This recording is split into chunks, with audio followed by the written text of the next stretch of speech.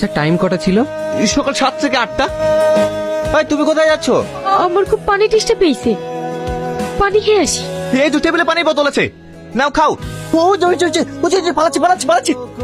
চুপ করো চুপ করো, পিছন থেকে কিছু বোঝা যাচ্ছে না। সালমা দেখো, সেম তোমার মতো জামা পরে আছে, তুমি চিনতে পারছো কি দেখো তো। আমি চিনবো কি করে? হ্যাঁ আমি ধরে ফেল। সালমা ওই জামাটা তুমি কোথায় থেকে কিনেছো? কেন, কি হয়েছে?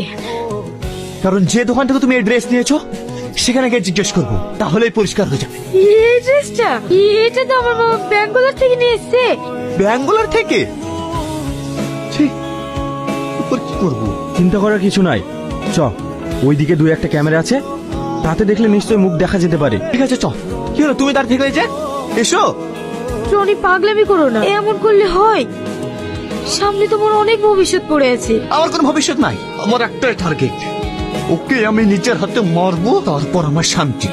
দেখো, মানুষকে মেরে মানুষ কোনোদিন ভালো থাকতে পারে না, মানুষ মেরে তোমাকেও তো জেলে যেতে হবে। হ্যাঁ যাবো, যে বাবা আমাকে এত ভালোবাসতো তার জন্য আমি জেলে যেতে পারবো না?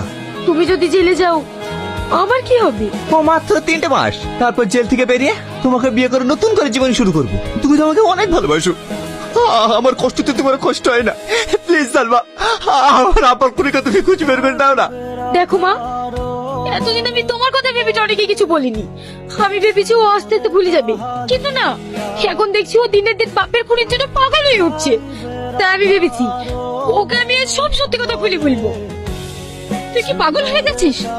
তোর কথা শোনার পরে ও যদি তোর কোনো ক্ষতি করে দেয় কি আর করবি? খুঁজে মেরে ফেলবে। আমি করতে রাজি আছি, তাও আমি টনির এত কষ্ট সহ্য করতে পারছি না। দেখ মধু, যেটা করবি একটু ভেবে চিন্তা করিস। আমিও তোকে হারাতে চাই না, তোর যদি কিছু হয়ে যায় আমি কাকে নিয়ে বাঁচবো বল? আমার কিচ্ছু হবে না মা, তুমি দেখবে সত্যিই জয় হবে। টনি, তোমাকে অনেকদিন থেকে একটা কথা বলবো বলবো বলে বলা হচ্ছে না, বলবো? হ্যাঁ বলো, কিন্তু ওই মেয়েটার সাপোর্টে কোনো কথা বলবো না। ওই মেয়েটার কথা না, আমার কথা। ঠিক আছে তাহলে বলো।